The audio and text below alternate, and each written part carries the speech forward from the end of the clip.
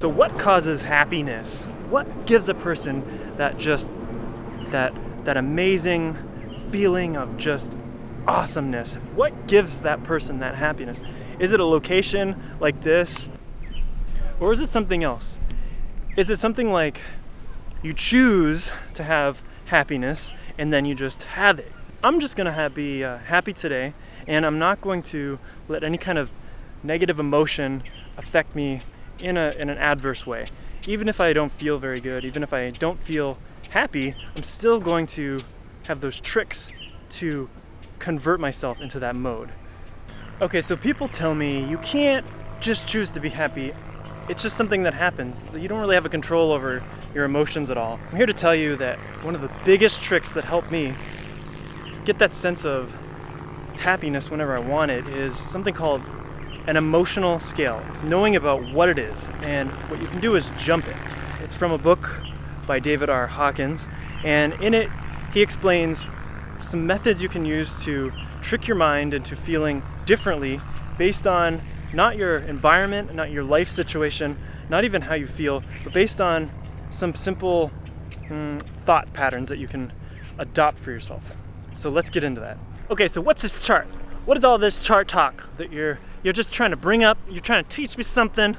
David R. Hawkins took his 30 plus years of being a psychologist, and he said, well, when people are in certain emotions, you can just feel off of them. You can feel that vibe that they are happy or they're not happy. So what he did was he looked at all his clients and he created a synopsis of the emotions and how much happiness you can get from each one. On the bottom of the scale is apathy, and people that are in apathy, majority of the time, this is their default emotion, they probably are happy about 10% of the time in general.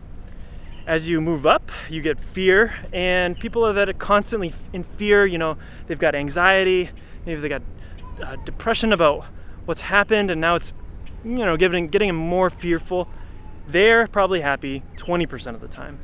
And, I have to look at the chart. I'll post it in the link below, but I'm just giving you like the numbers in general. So when I read this, the first thing I did was I said, how can I be happy majority of the time? What emotions do I need to feel in order to have this experience? When I looked at it, it was unconditional love, and I would need to accept myself, and I'd need to accept everyone else around me. It doesn't matter what they do. It's just fine. Whatever they do, no big deal. There might be little things that come up, but in general, it's not a big deal. People mess up all the time. People can be great all the time. Some of the time. It doesn't really matter. Every feeling that I have is fine. I accept it. That's the idea of this chart. You can feel a certain way, and if you don't want to feel that, you just change it. I'm not talking like change over time. I'm talking about change within minutes. Let's get into some of what these techniques are so you can try and experience this for yourself. Okay, so the basics of the scale are it moves from shame to apathy, fear, desire, anger, and onward and upward to more emotions, which I'll list in the link below. I made a graphic that will explain where each one is on the scale. So let's take somebody that's in apathy. They are just not happy. They feel like nothing is really worth it. They could do something, but why? What's the point? Why bother? When someone is in apathy, it's like nothing you can do matters. Nothing you did would even make sense for changing how you feel. So when you're in apathy, you just, what's the point of living? So, how do you get out of apathy? The thought process you want to have if you're in apathy is grief. You want to feel grief. You need to feel like, man, my life sucks. It's just, I feel something. I know there's something there. I wish I could change it. I feel, I don't understand how I feel. That's grief. Grief is that emotion where you're remembering the past and you're like, I wish I changed it. I just can't believe that happened. I can't believe the decisions that I made led to this. It just, I just feel like I'm in grief. I just don't like it. Okay?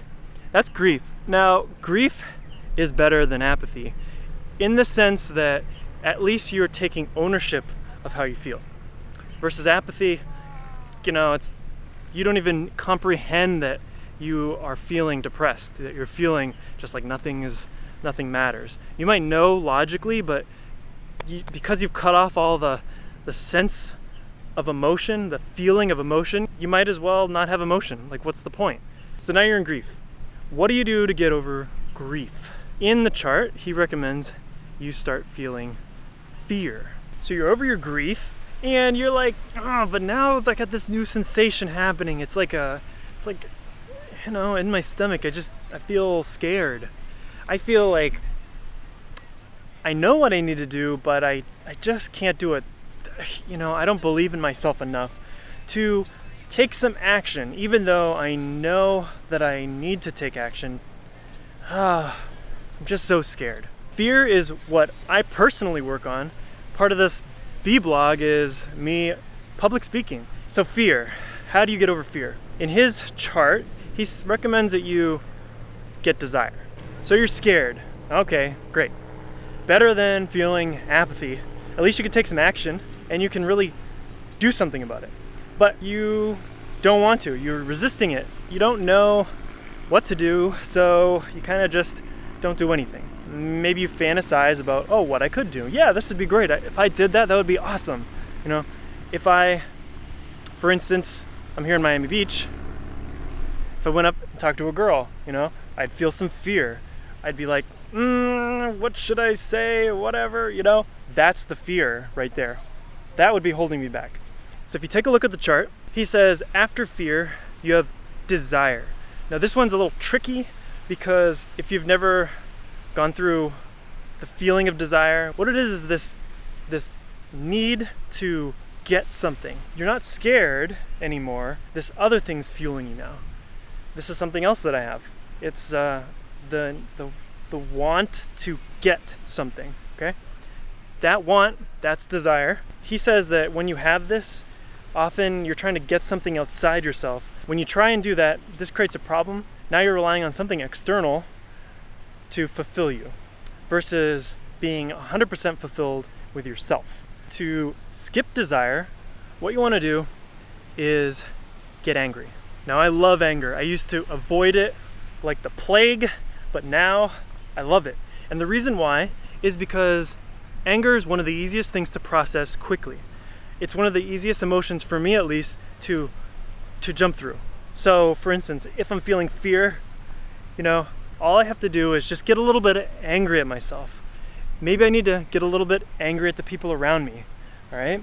Maybe I need to just feel that anger burning inside and use it as fuel to move forward and get what I want. This is where you could either go the manipulator route, where you are getting angry at people to get what you want, or you could use it to propel yourself forward. I get angry at myself for not doing something, and that hot flame that I feel in my chest and in my gut is a huge motivator. As I use that and get angry really quickly, like spark the fire, and then what's the next emotion on the scale? Oh, pride. Great.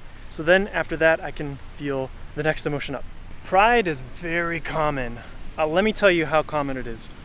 Look at people when they say, this is what I think. That's pride. That's where somebody is giving you an opinion and they feel like it's the right thing. It's the right opinion.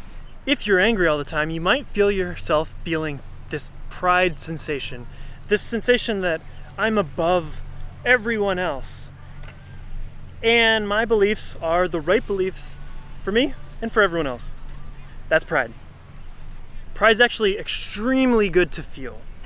This is why some people promote it as like national pride, America doing things the right way. Other countries, they're known for certain ways of being, and that's because the national mindset is this is the way life should be. The only trouble with pride is that it's the middle of the road when you think of all the emotions that you could possibly feel in life.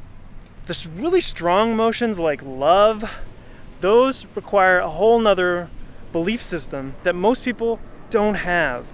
So what I liked about Dr. Hawkins' chart and in a lot of his books is that he describes how to jump that scale to those higher emotions. And I'm going to talk about how to move on to courage after pride up next.